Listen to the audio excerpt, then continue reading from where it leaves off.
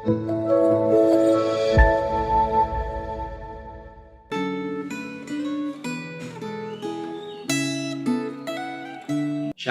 saudara yang dikasihi Tuhan. Kita bersyukur untuk firman Tuhan yang boleh terus menuntun kita dalam kehidupan ini.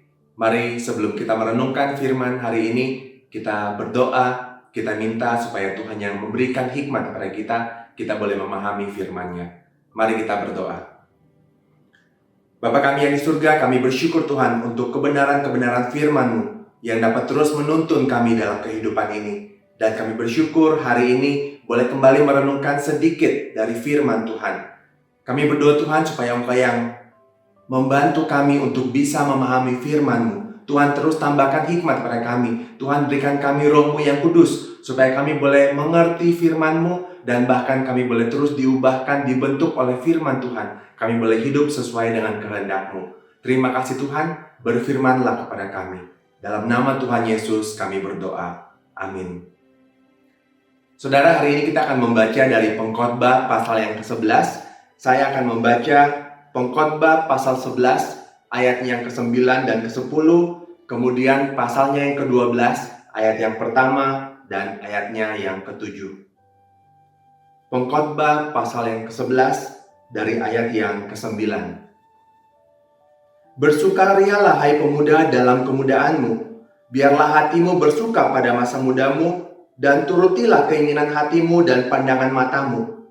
Tetapi ketahuilah bahwa karena segala hal ini, Allah akan membawa engkau ke pengadilan.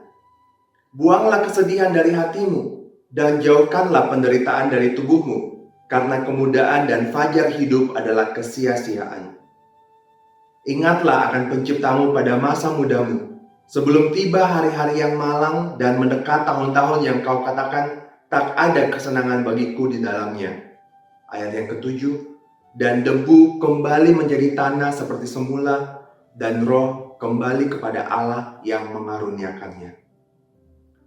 Saudara yang kekasih, dalam bacaan hari ini, pengkhotbah secara khusus berbicara tentang masa muda.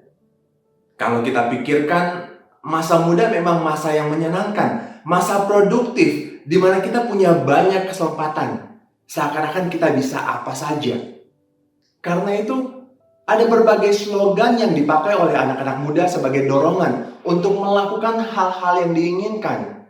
Seperti YOLO, you only live once, kamu hanya hidup sekali. Nah, karena hidup hanya sekali, lakukanlah apapun itu yang kamu inginkan, termasuk bersenang-senang dan melakukan berbagai hal yang ekstrim atau berbahaya. Bahkan hal-hal yang melanggar hukum dan jelas-jelas salah, lakukanlah. Toh, kamu hanya hidup sekali. Selama masih ada kesempatan, lakukanlah apa yang kamu inginkan. Sekilas kelihatannya pengkhotbah menyerukan hal yang sama di dalam pasal 11 ayat yang ke-9 dan 10 ini. Dikatakan, bersukarialah, turutilah keinginan hatimu dan pandangan matamu. Buanglah kesedihan dari hatimu dan jauhkanlah penderitaan dari tubuhmu, karena kemudaan dan fajar hidup adalah kesia-siaan. Saudara, istilah yang dipakai dan sering diterjemahkan sebagai kesia-siaan adalah hebel, menggambarkan kesementaraan, seperti uap air yang ada, kemudian hilang lenyap. Itulah masa muda, sangat sementara, hanya sesaat saja.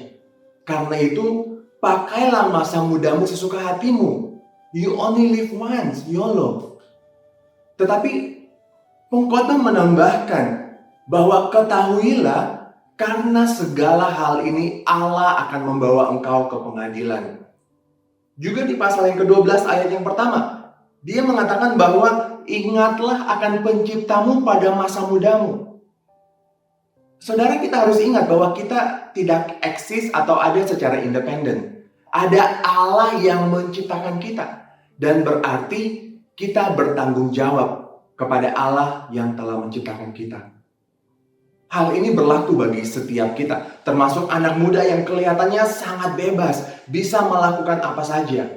Ternyata masa muda tidak bisa dijadikan alasan untuk melakukan apapun yang kita inginkan. Kenapa? Karena kita bertanggung jawab kepada pencipta kita. Pengkhotbah menasehati kita, ingat penciptamu. Ingat sebelum terlambat, sebelum masa muda berlalu begitu saja, dan debu kembali menjadi tanah, dan roh kembali kepada Allah yang mengaruniakannya. Ingat penciptamu. Sebelum akhirnya kita bertemu dengan Sang Pencipta yang akan menuntut pertanggungan jawab dari kita. Hal ini bisa terjadi kapan saja. Tidak harus menunggu usia tua. Kapan saja kita bisa dipanggil pulang oleh Pencipta kita. Karena itu, pesan pengkhotbah ini berlaku bagi setiap kita. Terutama bagi anak muda atau kita yang merasa hidupnya masih panjang. Saudara, slogan YOLO, you only live once, kamu hanya hidup sekali, memang benar.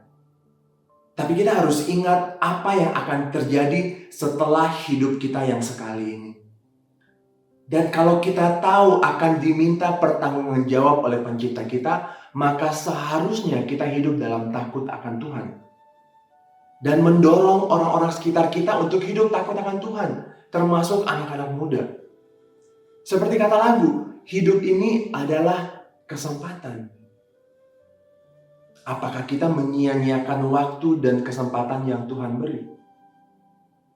Atau kita akan mendengar nasihat Sang Pengkhotbah, ingat Pencipta kita dan hidup dengan penuh tanggung jawab. Apakah Anda hidup secara sia-sia? Atau Anda bertekad untuk hidup semakin serupa dengan Kristus dan hidup untuk melayaninya? Mari kita berdoa. Bapa kami yang di surga, kami kembali bersyukur Tuhan untuk firman-Mu kembali mengingatkan kami bahwa kami adalah orang-orang yang telah diciptakan oleh Engkau sendiri, Allah Pencipta kami. Dan karena itu, kami bertanggung jawab atas hidup yang telah Tuhan berikan kepada kami. Kami berdoa Tuhan supaya Engkau yang memberikan hati yang takut akan Engkau sendiri bagi setiap kami. Supaya kami tidak menyia-nyiakan hidup dan kesempatan yang telah Tuhan beri. Tapi kami boleh memakainya untuk melayani Tuhan, untuk kemuliaan nama-Mu. Terima kasih Tuhan untuk firman-Mu ini, dan biarlah Engkau yang terus menyempurnakannya dalam kehidupan kami masing-masing. Dalam nama Tuhan Yesus, kami berdoa dan kami bersyukur. Amin. Tuhan Yesus memberkati.